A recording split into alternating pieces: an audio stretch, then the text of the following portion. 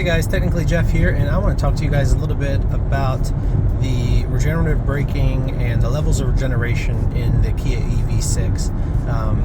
First, I'm going to actually show you the different levels that we have. So there's level 0, level 1, level 2, level 3, and then iPedal. iPedal is essentially one pedal driving. It'll actually bring you to a stop.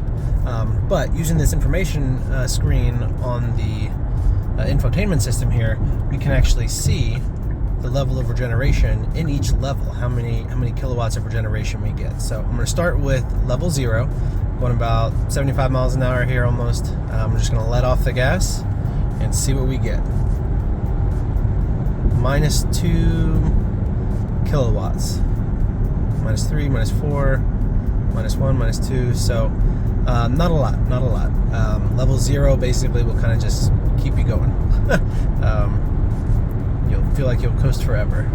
Now, level 1, this is where you start to get a little bit of regenerative braking. So I'm going to let off the gas here for level 1 and see what we get. Here you can see about 28, 29 kilowatts of regenerative braking there. And let's try level 2 and see what happens.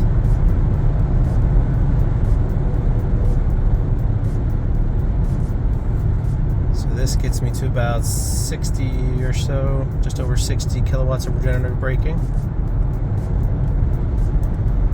Alright, level 3. This is going to get me a decent amount. Letting off. 92, 94 kilowatts of regenerative braking. And then now iPedal. This is the one that does the most, and this one's pretty significant. So I'm going to get my speed up a little bit, so I don't slam on the brakes in front of traffic, even though there's almost nobody on the road. So iPedal, and here we go. 130 plus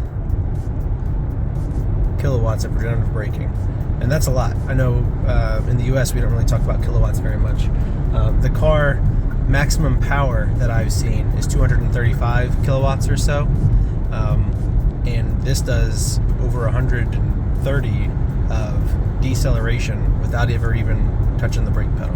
It's pretty significant. So just wanted to show you guys that. There's also a graphic here on the gauge cluster where you can see the regenerative braking and how it's working.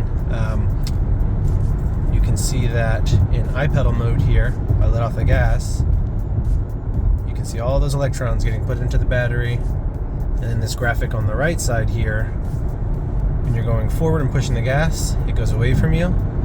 When you let off, it comes back towards you. And that shows you how much you're accelerating versus how much you're regenerating. Now, one thing I want to tell you guys, and this is something I think a lot of people don't realize, when you are in iPedal mode, it puts it in full-time all-wheel drive. As you can see, the power is always there for the front tires. Now, if I switch that to level 3, depending on how fast I'm going, I'm in normal mode, the power will go away from the front tires if the system doesn't feel like it needs the power. iPedal though is always all-wheel drive, so just want to make you guys aware of that. See, like right now you can see there's no power going to the front tires, but it's all going to the rear, so that's more fuel efficient. If you switch to eco mode, that puts it in basically rear-wheel drive all the time, unless the system needs it. It really prioritizes rear-wheel drive. But right now, you can see a lot of power going to the rear, nothing to the front. But if I switch that over to iPedal, now I've got power going to the front and the rear at the same time. So anyway, test it out, see what you like, see what your experiences are. Personally, I like to keep mine in level 2 unless I'm doing just all around town driving.